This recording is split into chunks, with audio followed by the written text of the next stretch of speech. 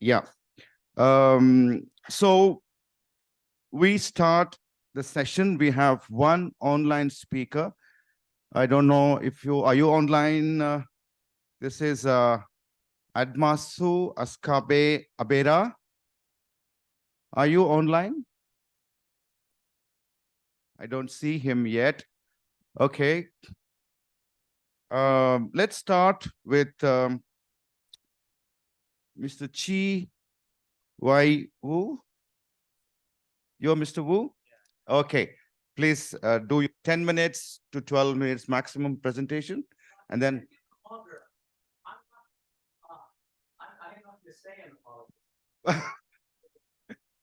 But still, you can speak about your book, Carl. No? Not the same topic? Okay, okay. Okay. Mr. Wu, yes.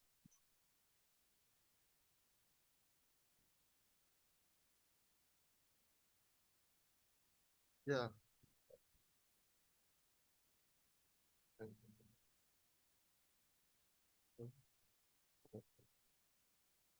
Right.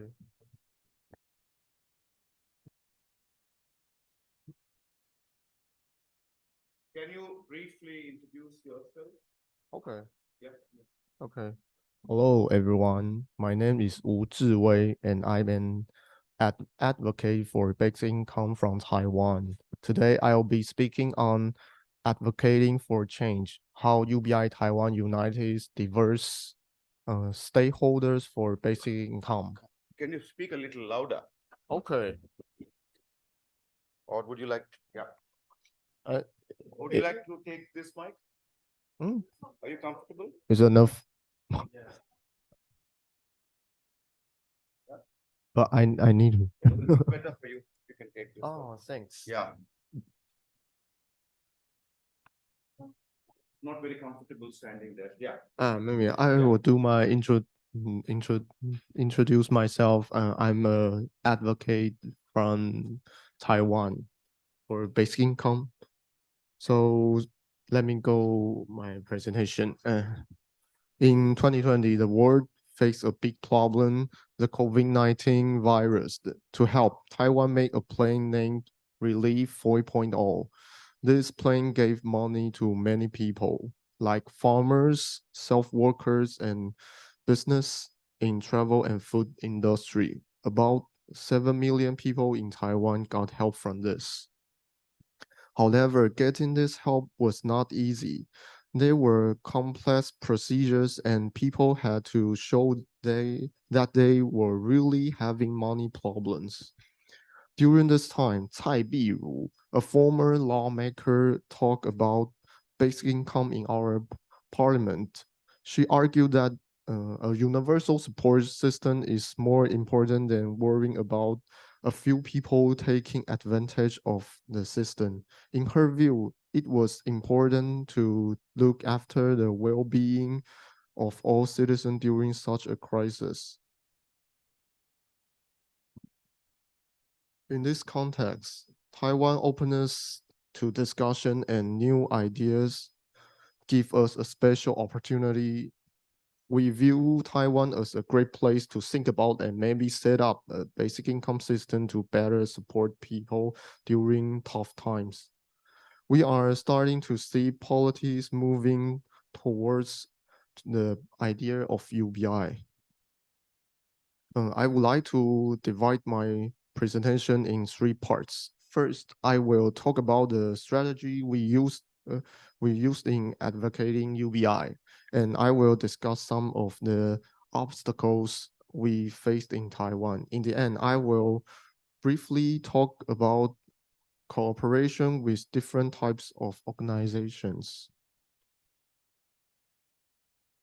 So, at UBI Taiwan, we have created a policy proposal and submitted to the government. We believe this timely change is needed, especially as many countries have used direct cash relief to ease economic problems caused by COVID-19. Since 2016, UBI Taiwan has promoted the idea of basic income. We believe that basic income can help all Taiwanese people, especially now. This program can help Taiwan current economy and also start a basic income system that is sustainable. But as you can expect, the government has not yet implemented a full basic income, but it has started important talks in Taiwan.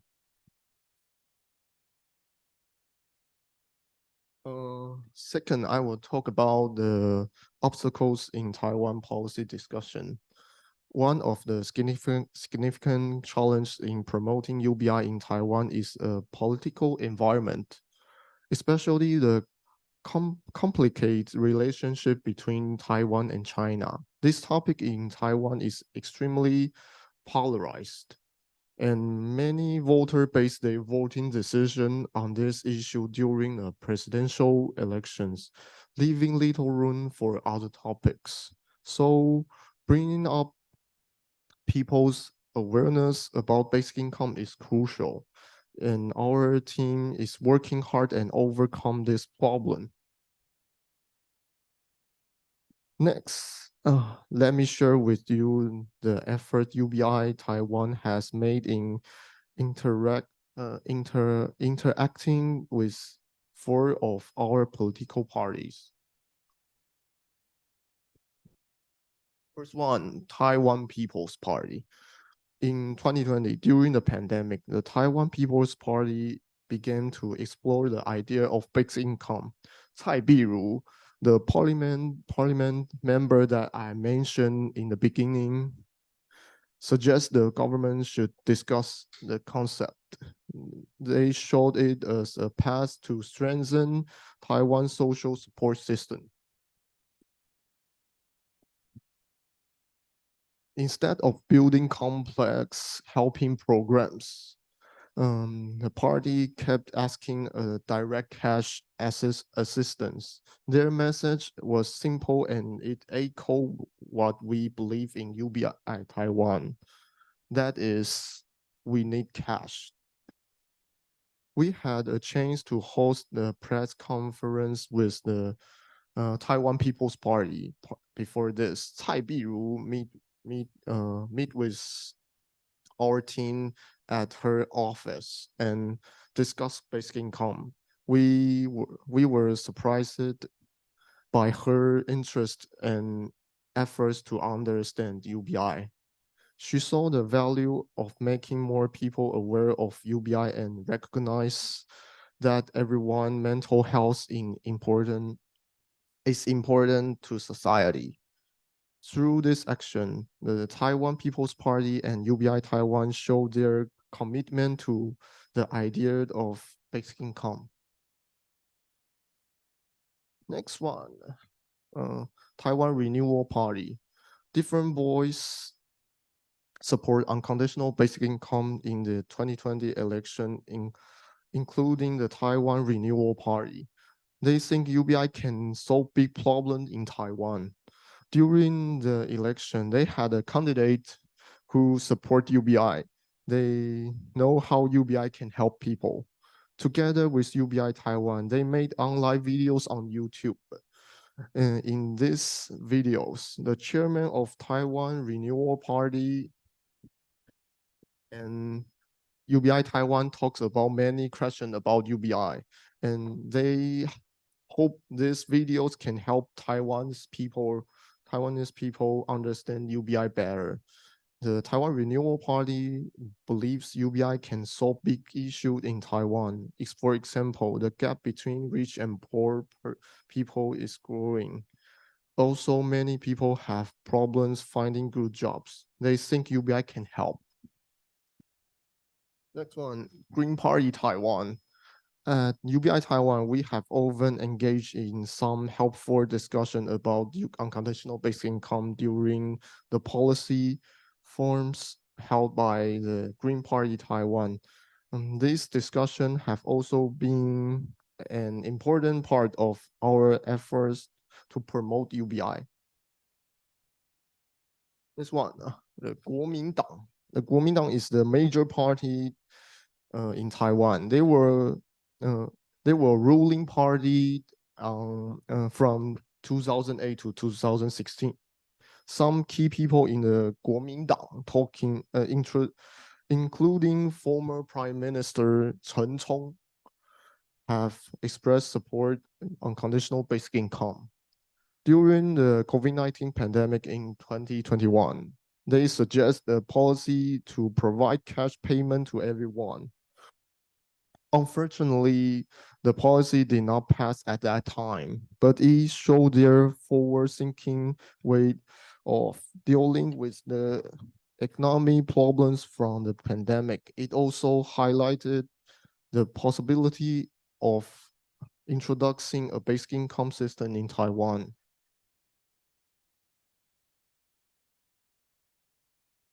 UBI Taiwan also worked with local groups to tackle social issues. We teamed up with advocates for rights of homeless people regarding basic income discussion. With the Carbon Tax Alliance, we try to combine our goals so the carbon tax can eventually help every citizen as a foreign Taiwan, a form of UBI.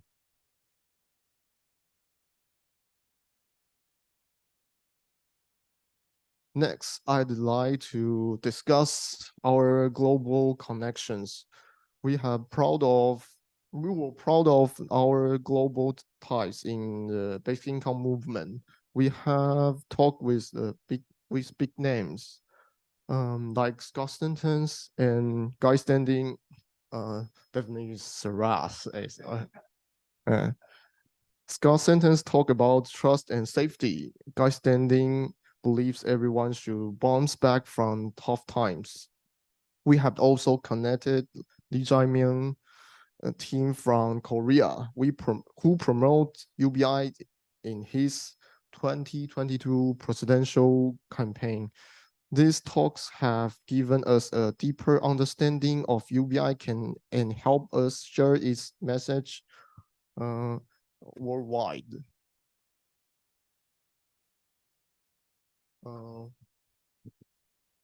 Lastly, I would like to talk about significant social movement in Taiwan. Our first ever unconditional basic income march in 2020 is essential to note that our interaction with political leaders wasn't confined to closed-door discussion.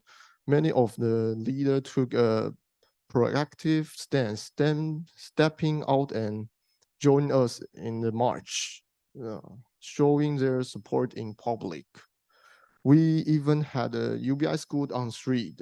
They wasn't merely about defining UBI. We also got into some real discussion about UBI global applications and its potential for society. After that, we launched the project Open Mind for public reviews, transforming our march into an interactive platform. We invite. Okay, let me go fast. Invite everyone, regardless of their background, to voice their opinions on UBI, truly embodying the all-inclusive spirit of UBI. Okay.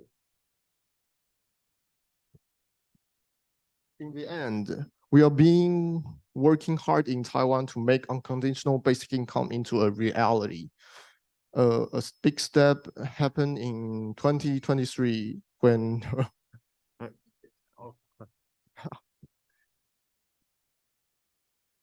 when Taiwan ruling's party, the Democratic Progressive Party, gave everyone's one-time cash payment. They gave 6,000 new Taiwan dollars, around 200 USD, to each person. This shows a big change in how Taiwan thinks about helping its people. For the first time, every person in Taiwan got cash directly from government. This shows how UBI can really work. even so, making UBI into the law is still difficult. Things are moving in the right directions. As more people understand UBI and support UBI, we become more helpful about this future in Taiwan. And thank you. That's my all sharing. Thanks.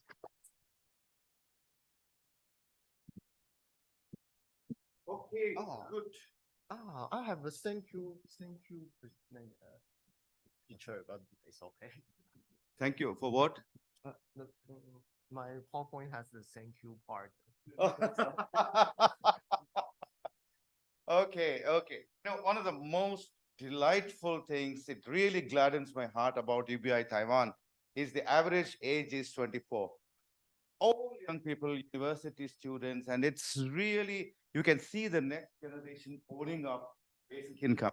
Okay. Any questions or any clarifications to Mr. Wu? Not at all. You did such a wonderful job. Relax. Is he here?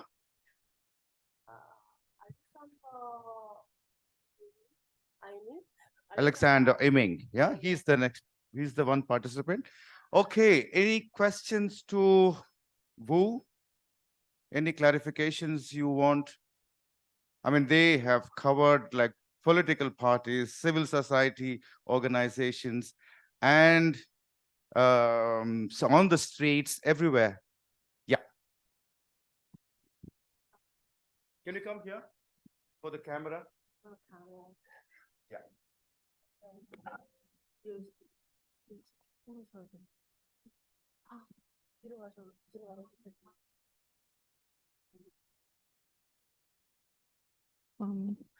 I was really, first of all, thank you for your great presentation. And I am a Gaon Lee, and I'm a supporter right now. Little louder. I'm sorry. I'll try. Yeah. Like, it's actually literally my personal opinion, but like as an Asian, I think Taiwan's current politics and like policies or political movements are maybe perhaps the most progressive in Asia, and especially in East Asia. And I think some like different East Asian countries like Korea or Japan have to be motivated and we have to affected by some like progressive political movements by Taiwan. And like, so perhaps I was also really highly enhanced by like Taiwan's same-sex marriage movement, like current Taiwan's same-sex marriage movement in like 2 or 3 years. And I was really enhanced and motivated by those like political movements. And the most interesting thing I was thinking about is that the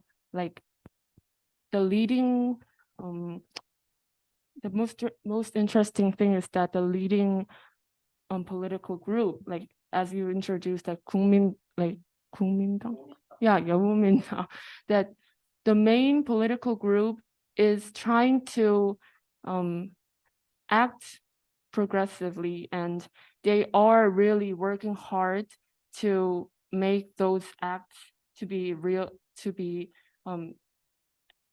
And also the thing is that the interesting thing is that the civil movements and the civil citizens are really moving, and they are really communicating with each other, and they are also communicating with the main political group. And I think that is really important thing to the Taiwan's like progressive political movement. So the question I want to ask is, what do you think is the like most important part that Korea needs to make a great movement to the like basic income for the civil or citizens communication with the main government? Yes. What is your advice to the Korean from your experience?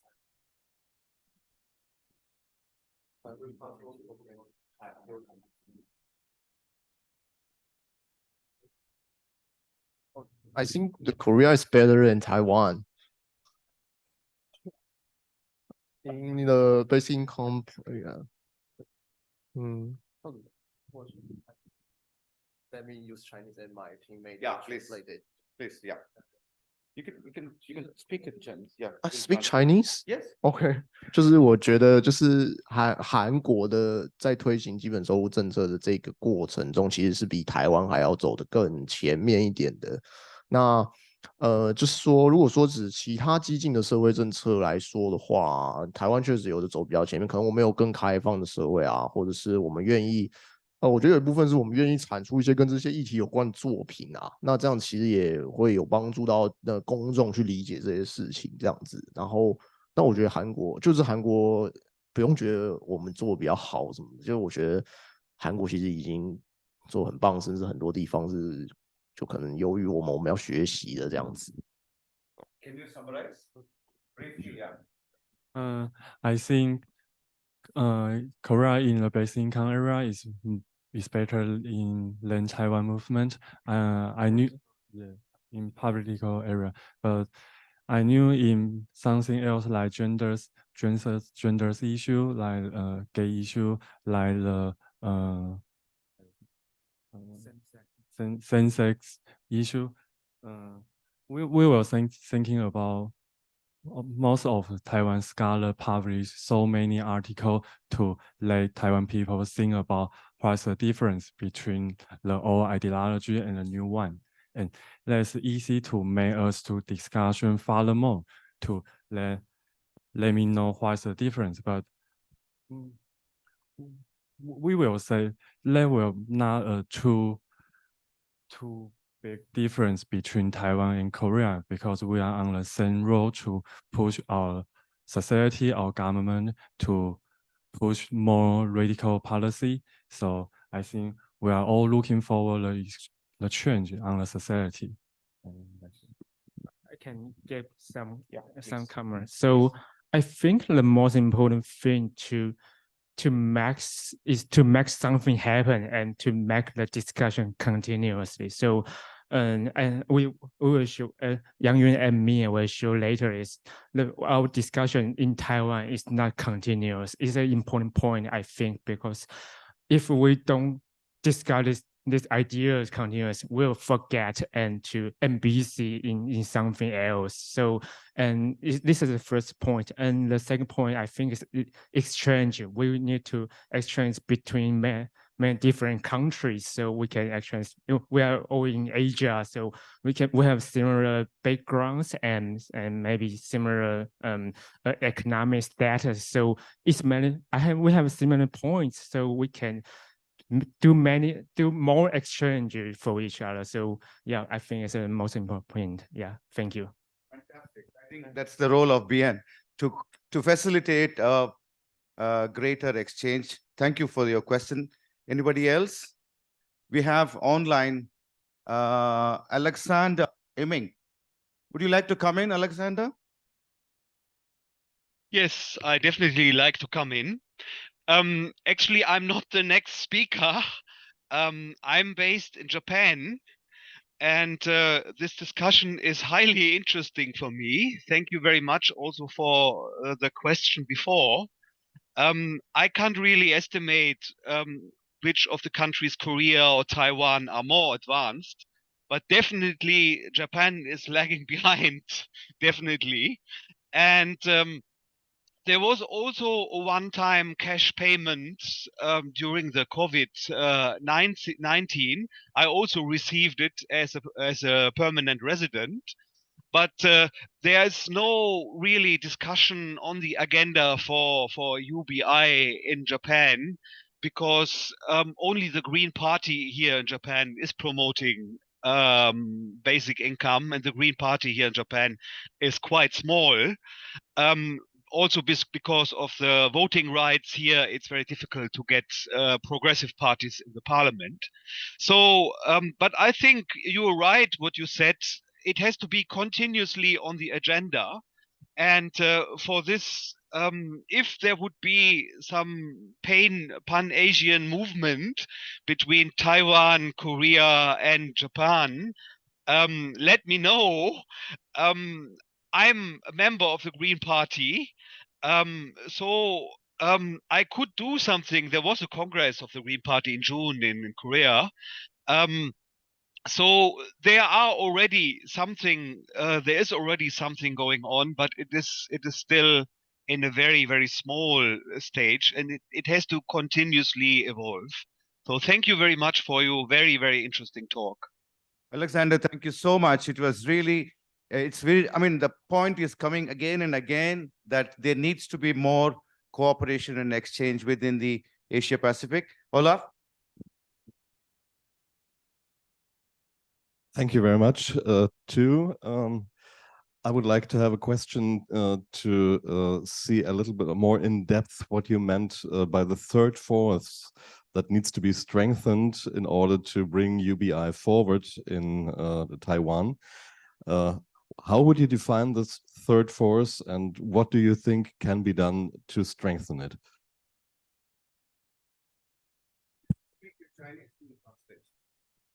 Please feel free, yeah. 我觉得他刚刚是在说，就是我先解释第三个声音是什么好了，就是在台湾那个两岸关系，就是台湾跟中国的关系是在台湾是一个极度分裂的议题，就是台湾可能有两个主要的政党，一个是国民党，一个是就是 Democratic Progress Party 是非常分歧的，然后大家在台湾的人民在对于讨论公共政策上面，或者说我们谈的 UBI 这件事上面，会因为对于中国的立场会有极度分歧的情况，然后大家会基于这个立场去做出投票的抉择这样子。然后台湾的公共政治讨论其实很重要，就是台湾的人民已经被这个议题绑架非常久了，就是在几乎每次选举，一直到可能明年的选举，台湾都还要面临这个议题的出现，这样这个议题这样对台湾可能还是非常重要，但它压缩了很多其他事情的讨论空间啦。那其实我们 UBI 台湾就在努力的去找到公共政策讨论空间，可能是第三个势力的党啊，因为台湾现在其实也有不少小党，其实拿到了不少的，已经在台湾可能上一次选举在这些小党已经拿到在台湾可能超过250万的政党票了。那我觉得其实这个空间是有机会被着力去创造的这样子。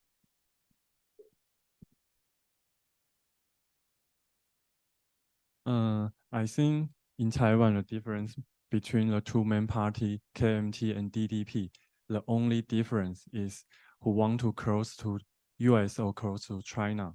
There's the only thing, public ideological between those two parties. And they always argue about the China problem more than 30 years. And finally, in 2020, we have the third party want to throw the China problem away and want to talk about the policy, and there is so many younger people support. So I think there's a definition about the third party and where we come from. So the third party will always talk about the policy, and I think like Taiwan's People's Party, Taiwan's Party, so they will put so many radical policy on the board. On the table. So I think the UBI is one of the radical policy on that. So that's excellent. So you're saying that beyond that polarization, sorry. You're saying that the third force is beyond this polarized word pro-China and pro-US. The third one is actually talking about policies, people, issues. That's the answer.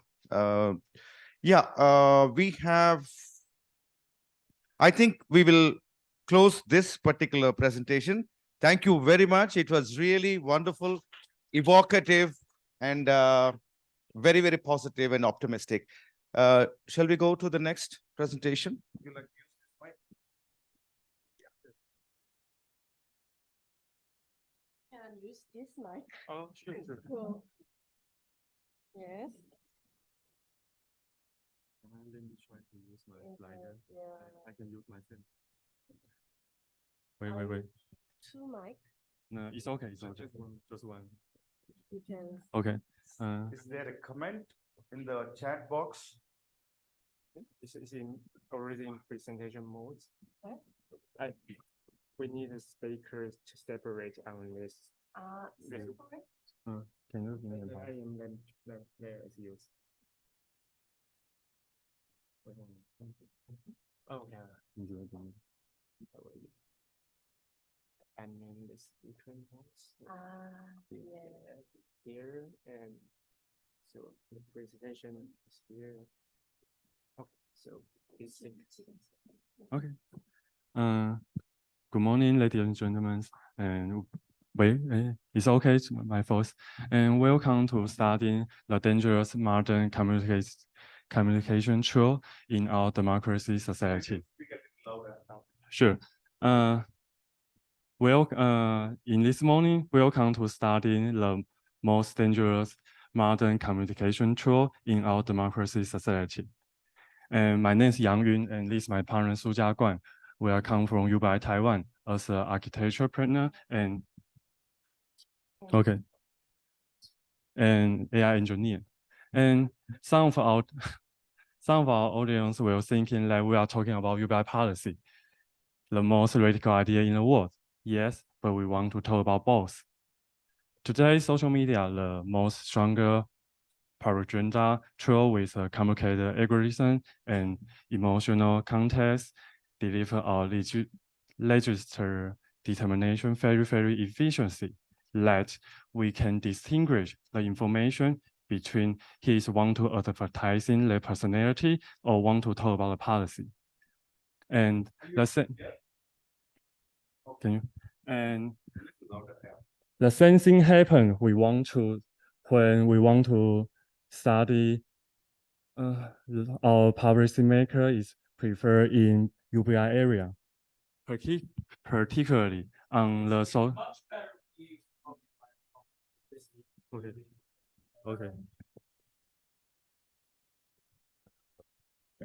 on the social platform like Facebook, we reach 17% Taiwanese people use per month.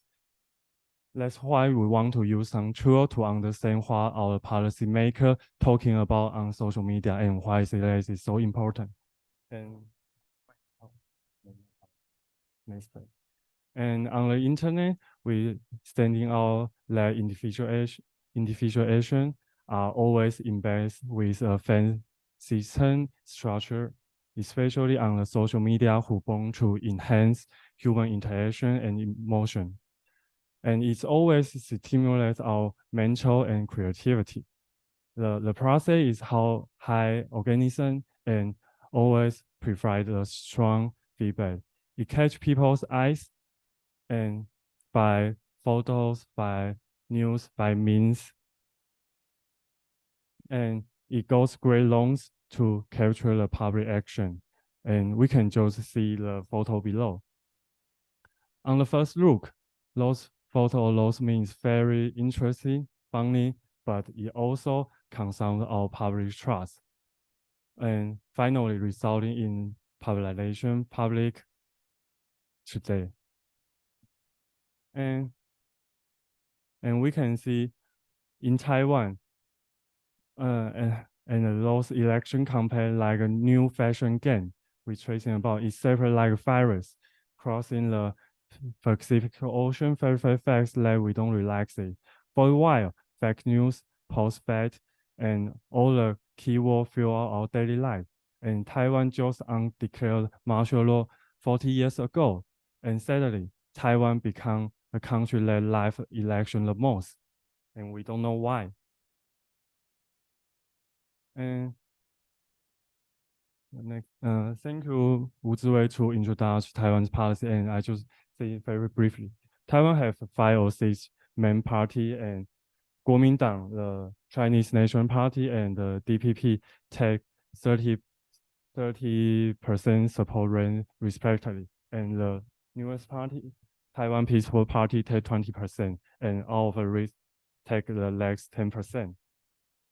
But I need to point out again, those those parties have no too big difference in policy position, just only on China issue. And how is that going on? Because we have the one of the most famous economic in the world, Peng Huainan, who governs our Taiwan Central Party more than 20 years.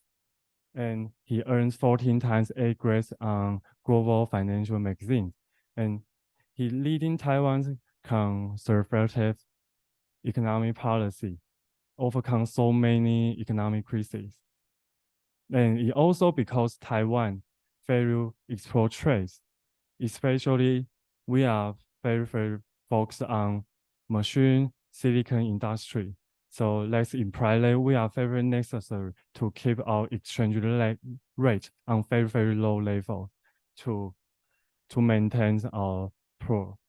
So until pandemic, finally we need some relief program to stimulate our economic. So the basic income like policy come to our Taiwan public action, and let's see some real data to show how Taiwan's public maker talking about on social media. So now, okay, I'm Jia Guan. Hello, everyone. And so now I want to show a case study about our social media topics by a data-driven approach. Because I am an AI engineer, so I do some techniques and some survey results. So we collect about 316,000 Facebook posts from current Taiwanese politicians' pages, including current MPs and some chairs from main parties. Okay, so the posts are filtered by keyword because we only want to focus on some UBI-like policies. So like some keyword vouchers or cash handout, I will mention later. We are interested in the overall sentiment of politicians when they discuss about UBI-like policies. And we apply an AI technique called sentiment analysis. That is a kind of text from neural language processing. And it can automatically determine the sentiment tag given an article's content like positive, negative, or neutral. And here, I just want to show a simple example to how we apply the sentiment analysis. You can just ask ChatGPT and to read the post content, and you will respond a tag like positive or negative, and anything that you want to let it respond. And we've done the overall analysis programmatically, so no human labeling or repeating works are needed. And this is the result. The graphic shows 3 different attitudes on these 3 policies. But I need to point to important thing is that if a post was tagged with positive, it doesn't mean the poster support the UBI policies. And similarly, if a tag is negative, it doesn't either imply the poster oppose the policies. It's more things about the expression and the attitude when the guy is writing the articles. So let's ingest the result more deeply. And you can see if we split the articles into 2 parts, one part contains the posts from ruling party and the other side comes from the opposition parties, the result were much different. And the only consensus between ruling and opposition party is the elder allowance. It means the conditional cash or a non-universal cash are widely accepted in Taiwan's political arena. Similar policies like allowance for children or some low-income people with mean tax are also popular topics in Taiwan, at least for now. As for the last maybe 13 years. And so on the other side, the sentiment distributions over universal policies including vouchers and cash handout, are quite distinct between ruling and opposition parties.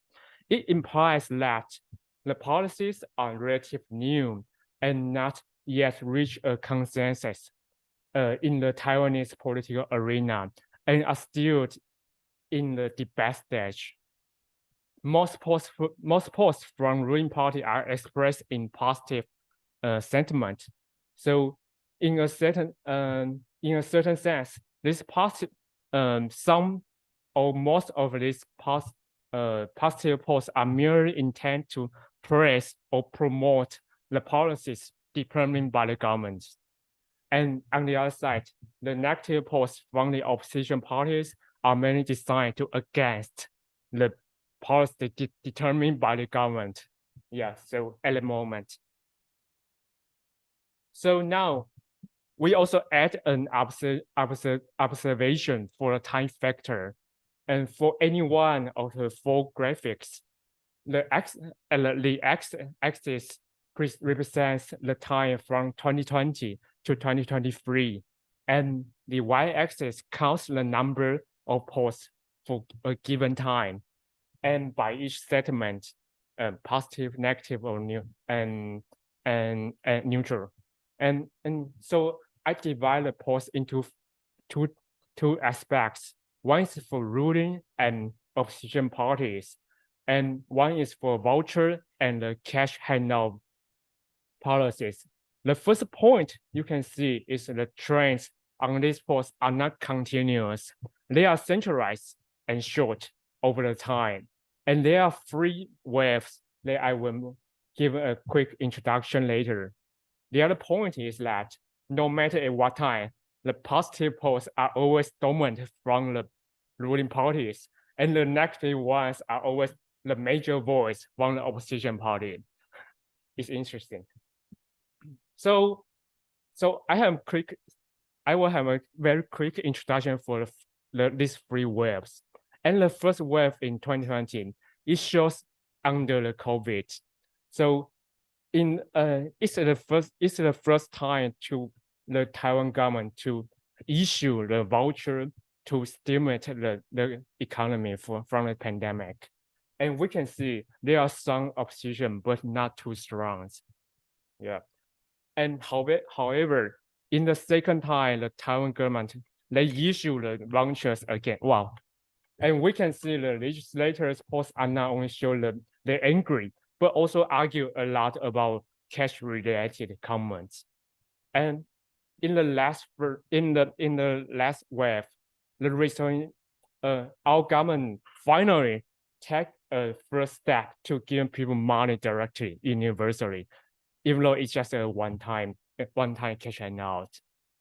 So, but the process has too much negotiations that the opposition party thinks it's just a one-time sense like one-time gift like a red envelope in Taiwan or like a Christmas gift in Western countries. So okay, so finally, after discussion this data and our content, we find 4 points in Taiwan. In the first point, the shouting match is always bigger than deliberations. And the second point is the time trend shows the discussion is short and centralized. So we need more continuous discussion. And the third point is Taiwanese politicians like to talk about the policy goals and something like that, but they a few of them like to talk the values on the core ideas behind. And the last point is the third parties bring different discussion in Taiwan, but they are voiceless. So we need to overcome. But anyway, at least during the pandemic, we have some UBI like policies discussion in Taiwan. So I think it's that at least it's a good starting. And we are looking forward to more discussion about UBI or UBI-like policy more widely and deeply. So that's why UBI Taiwan are trying to do now. So this is for our presentation.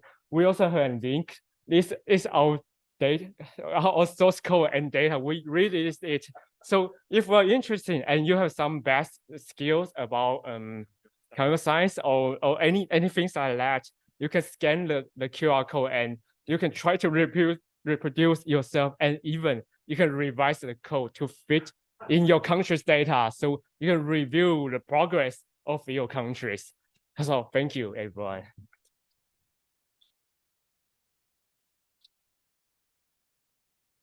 Fantastic. So, since out of 4 presentations, we have only 2.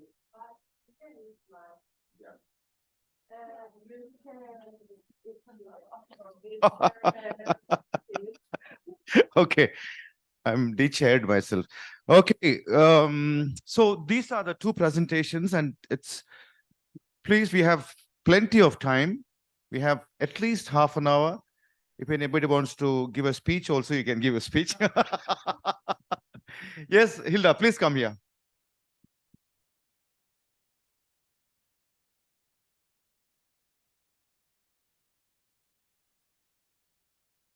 Thank you so much for emphasizing the continuity of and the importance of basic income to be in the discussion continuously, and also thank you for sharing your source code. I was wondering. I mean, you used your skills to analyze how often basic income is discussed.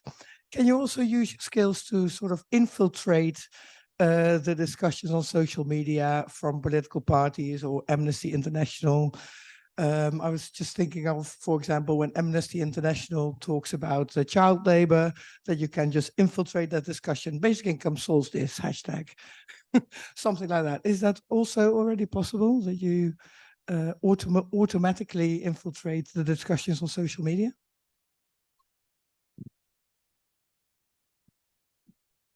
I think if you talking about in Facebook, it's easy to use our code. But if you use on Twitter or something else, social media, we need to change our code a little bit to fit, because most of social media is called his source code is different structure, so we need to change a little bit, but will not too much difference.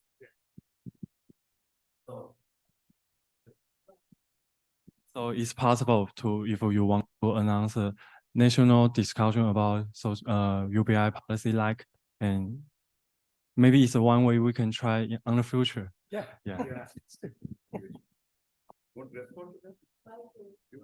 Oh,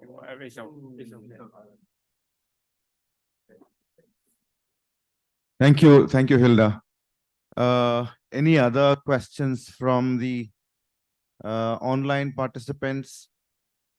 Alexander, you want to come again, or is your hand is up?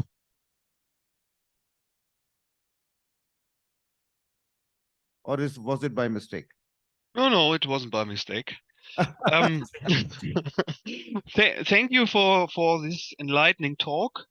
Especially using Facebook for political purposes is of course a very, very tricky strategy. We saw this on one hand with Obama, and he was using his campaign for really progressive purposes. But the other thing would be Cambridge Analytica, and Trump was voted.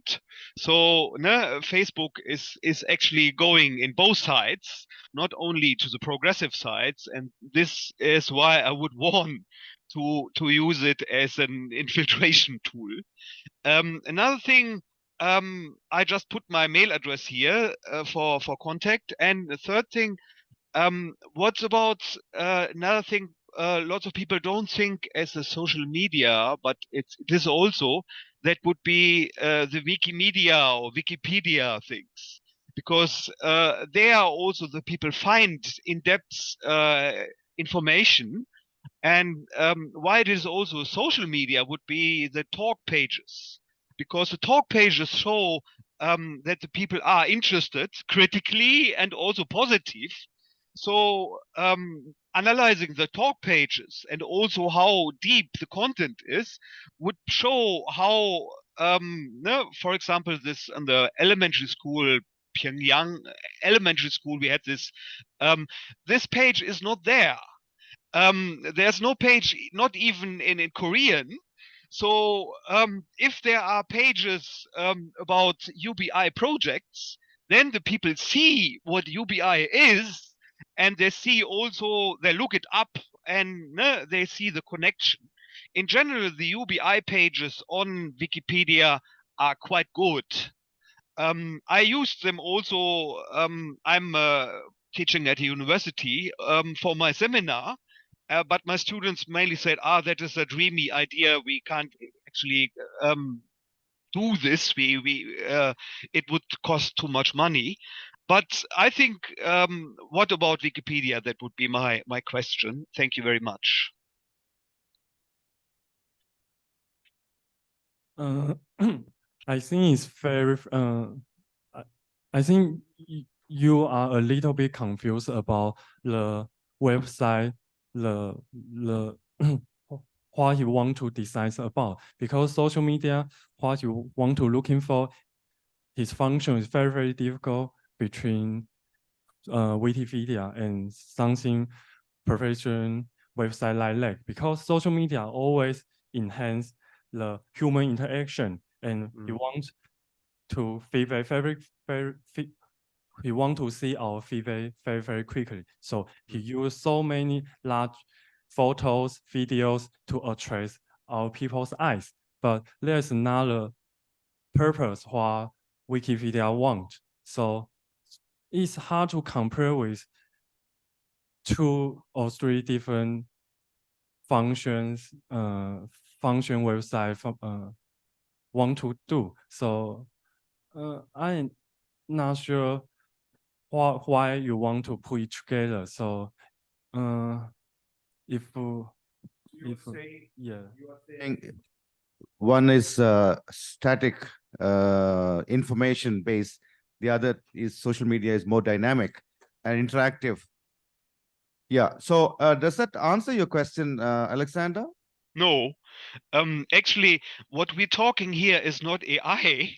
What we're talking is here, it's politics of UBI, and how we can, via social media, can convey our message. And that is, of course, I know that they are totally different. If we look at Wikidata, there are also different things. But the main point is conveying our message. What you did was, how was the message conveyed, and the reactions of the people. That is, of course, doing this via AI analysis lots more difficult with Wikimedia software. That wouldn't be so easy. But conveying the message, using it as a political tool, that is, I think, definitely possible. I think the difference is when we see the Facebook or Twitter, we need to know he's a advertising company first. But Wikipedia is the website we want to sort in information. So that is a little bit like reader need to know the difference about those 2 websites. So it's not about the config, it's about we need to understand what the internet is going on. It's more important than we separate or combine the function together. Okay. Okay. Shall we take some questions from here? Would you like to? Yeah.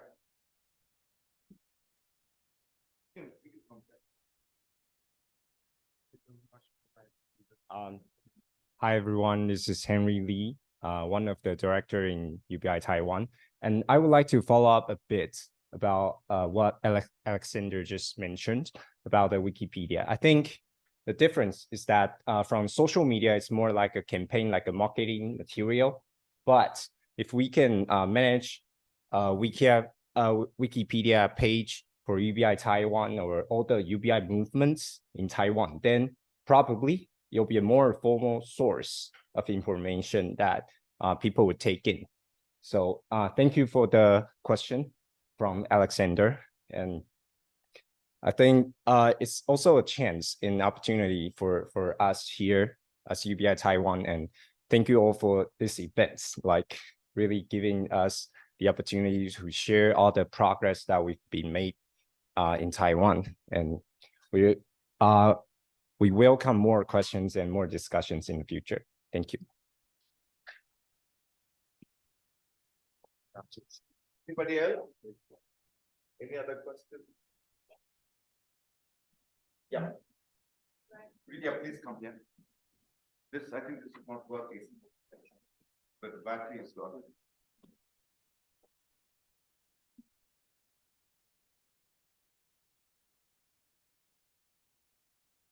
I'm curious to know if you have a defensive strategy about.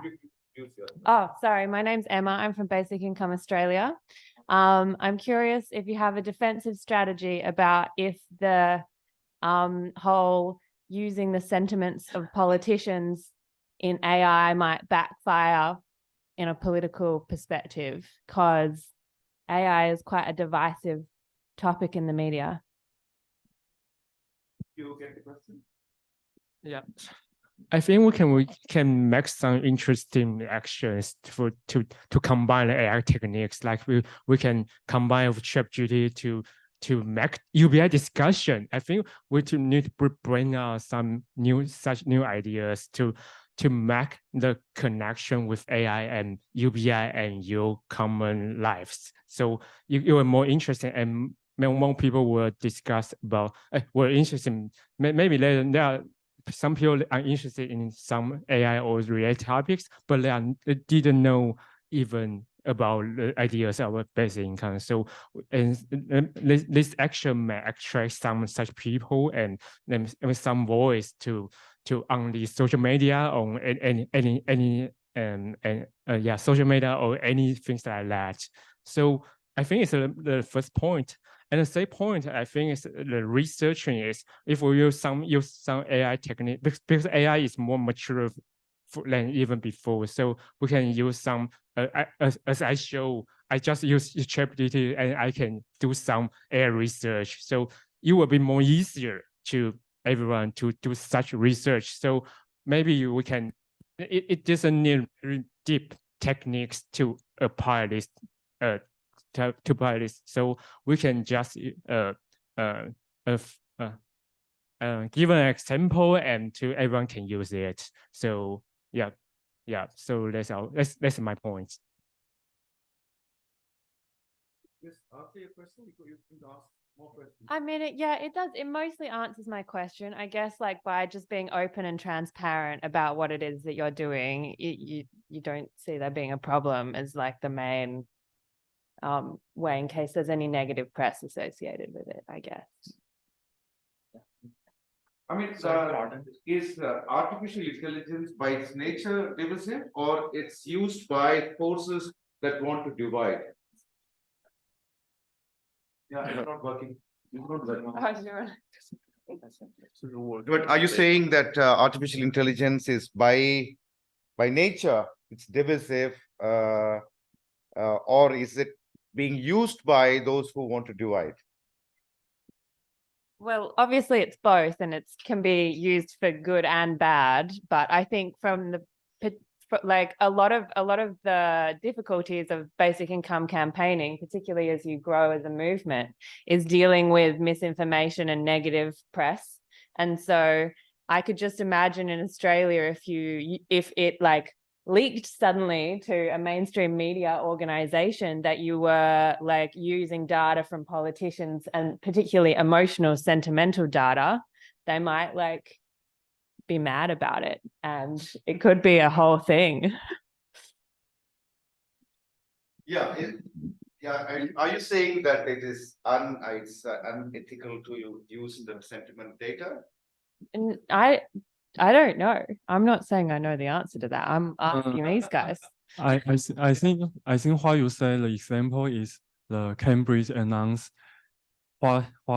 this company do a few years before. He impaired the US election and impaired the EU election.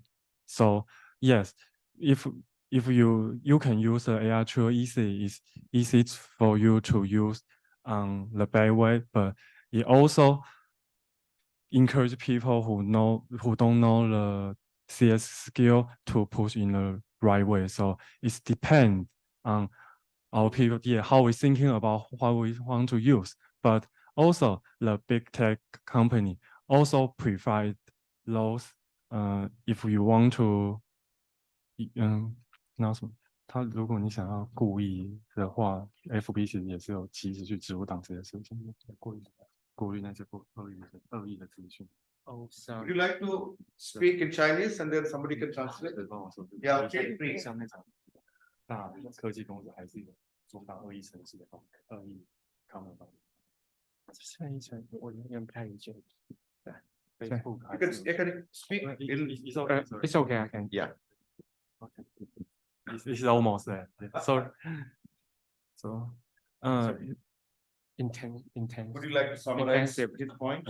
So I think the point is how we use the AI tool. So it depends on who use and our intention to when you want to use when using it. So I think it's just a tool. It's not a species or an animal. So we can control it by using some by culturally and by I think by rules or by laws and anything like that. So it depends on. So I can't give a very precise answer because it's as an AI engineer, but I don't know what is the future of AI. Maybe ChatGPT is popular was popular in the maybe 6 months ago, but now few people talk about ChatGPT, and so I'm not sure. And so it's a complex problem because it also depends who owns the data and who owns the AI tool. So if a big company owns the data and AI the tool, and if they don't really reduce any related data or any information, it will be dangerous, right? But if we just use, but if it's a democratic if we can use AI democratically, so it will be better. And in fact, even for some large companies like Facebook, or Google, they have cross code AI tools, but they also open many research and many many open source projects or tools. So I think it will be a big problem for us to worry about the AI, the future of AI and our society. Yeah. So I think it's too long question. That's okay. We have a lot of time. This is one session where we have plenty of time. We have surplus time. Yeah. So you said that if this kind of analysis would have been done in Australia, your politicians will be mad, right? Some of them.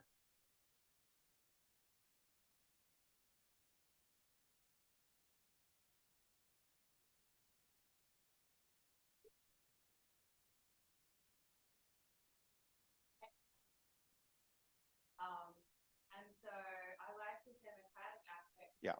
Choosing democratically in a group is a good choice, but I think that doesn't stop negative press.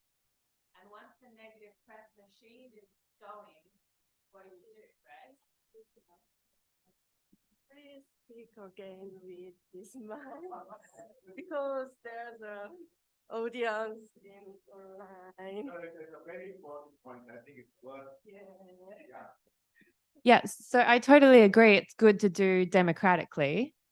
In our group, that's what we do. We vote on the things we like, whether we use AI for this or don't use AI for that, which I think is a good thing to do.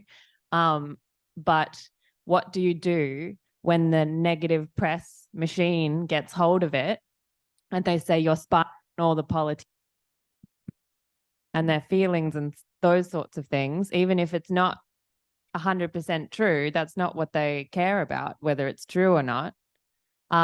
So then what do you do when your opposition decides that it'll make a good news story to make you look bad about it? Would you like to respond to that? Yeah. Okay.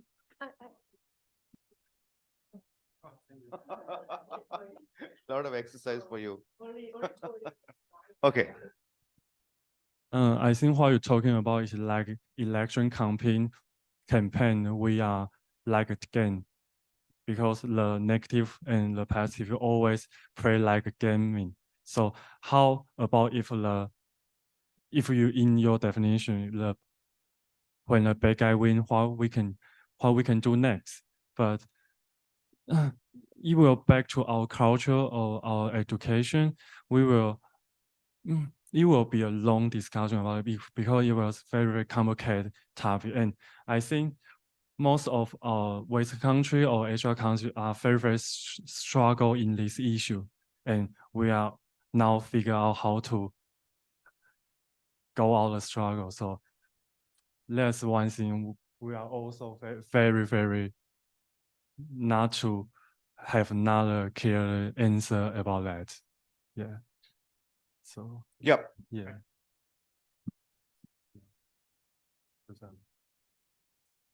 I think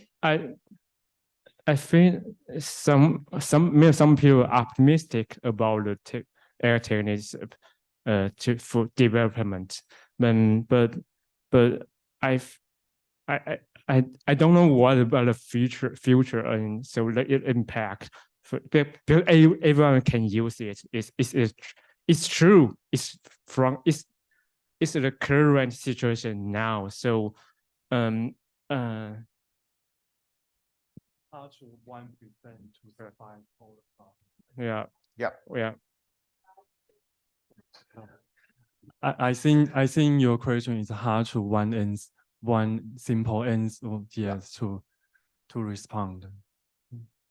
Yeah, I think this, if one can generalize and say, I think one has to constantly deal with those who want to manipulate in politics, in society.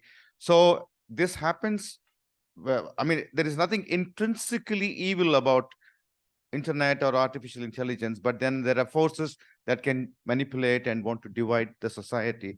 As you said that we can use it for democracy, but somebody else can use it for polarizing. Yeah, please. Yeah. I take. This has to be charged.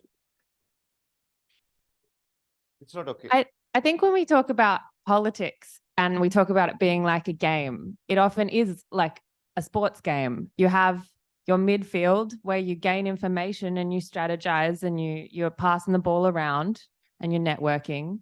And then you got your offensive strategies where you go on the strike, like you're trying to, you're speaking to politicians and you want to get it to happen. But then you also need your defensive strategies against your opposition. And so I see so much promise with the technology you're using to form defensive strategies. And so I think that's really important because I think AI can backfire in the media. And so, but it doesn't mean that you can't use your technological skills to also think about AI-based defensive political strategies. Just putting it out there. Yeah. Yes, they totally agree with you. Yeah, any closing? I will give you any. Yeah. Please take the mic. Yes, Yoshi. Please come here. And you can give that mic to. Okay. Yeah.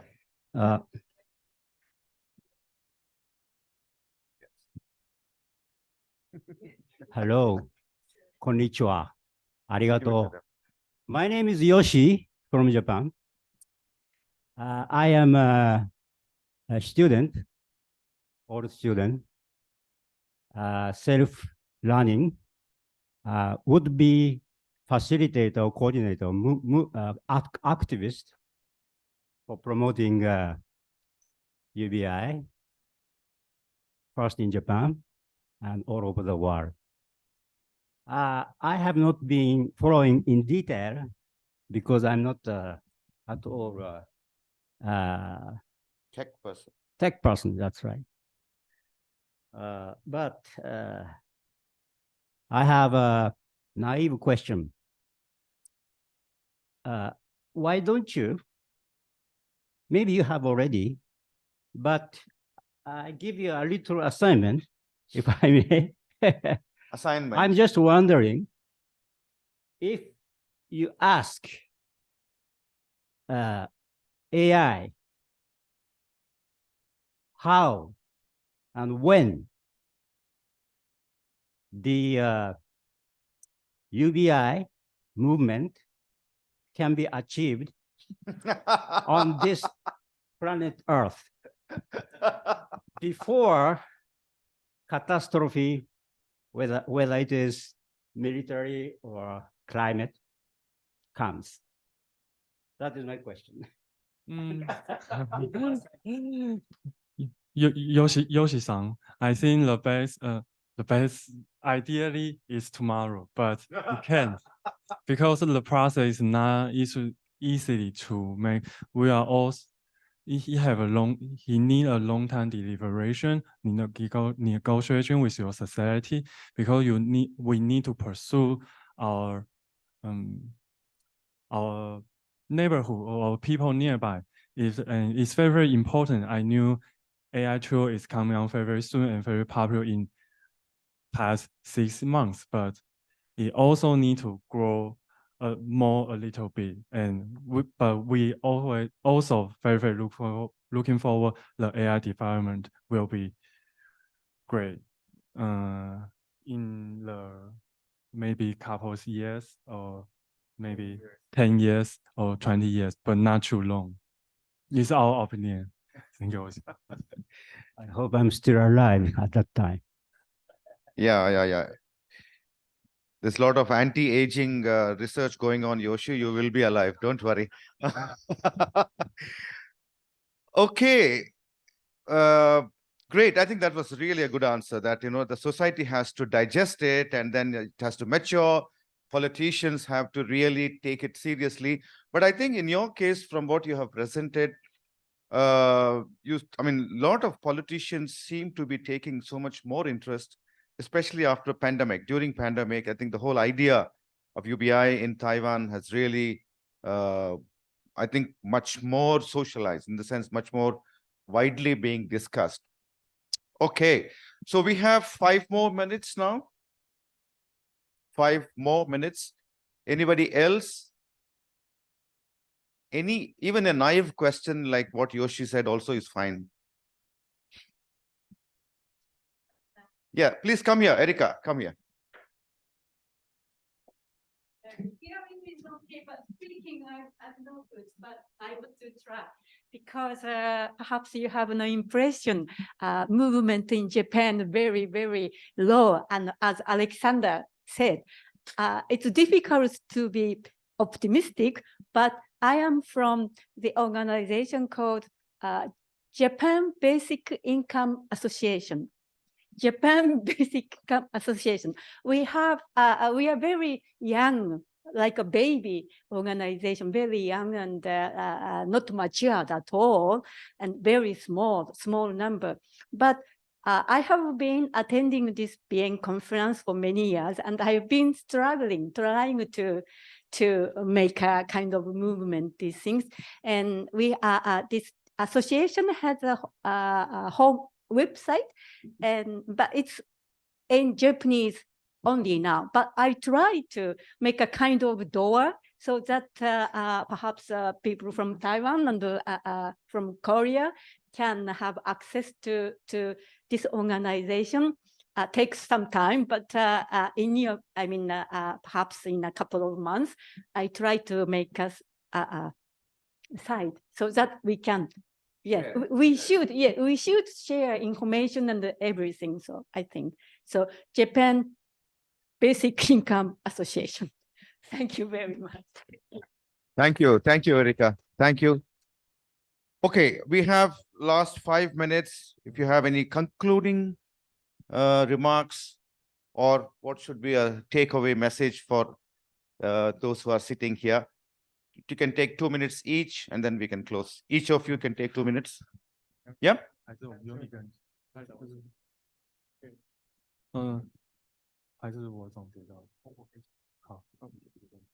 You can speak in Chinese or in English, doesn't matter.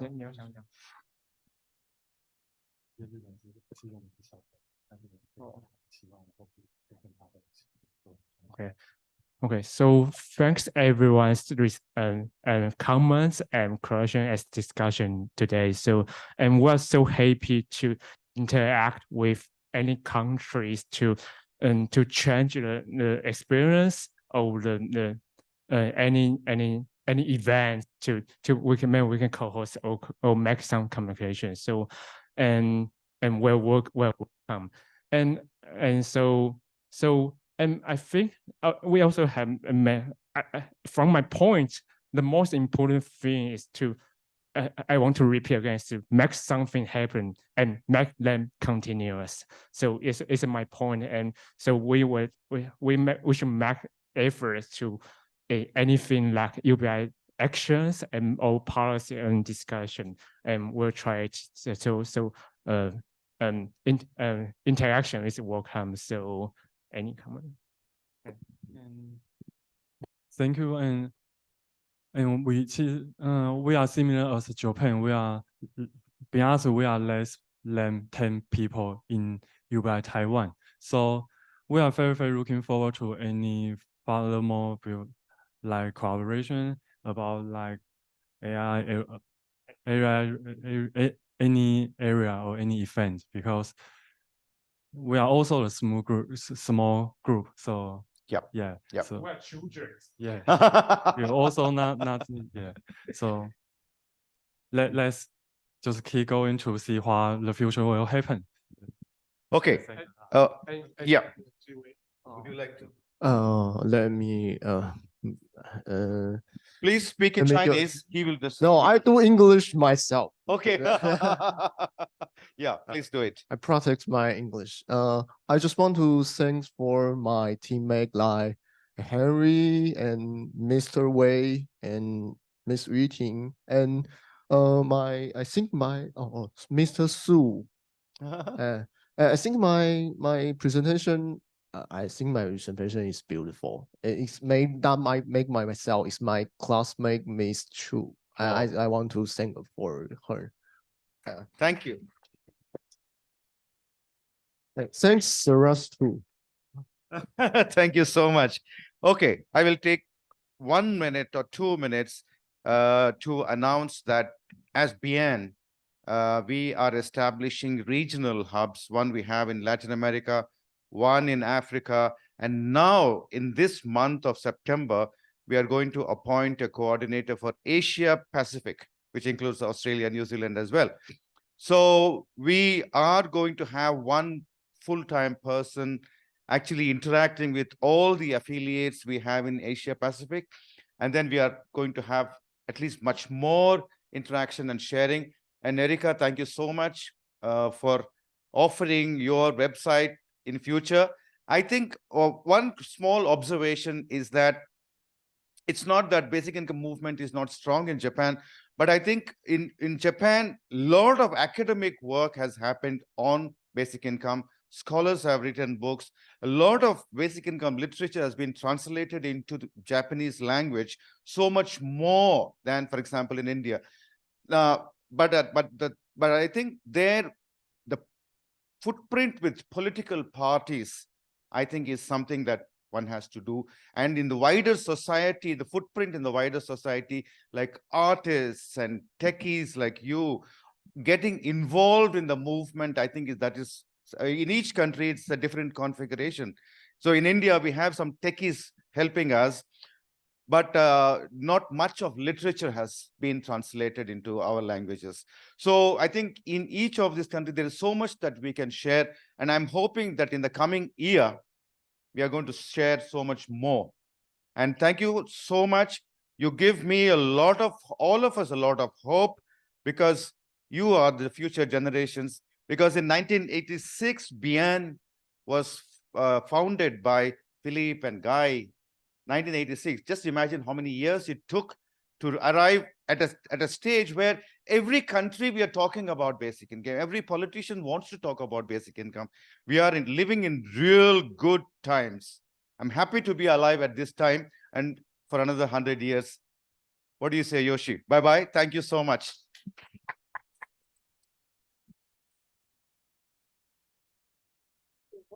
Time. Yeah, you tried and I know. Thank you.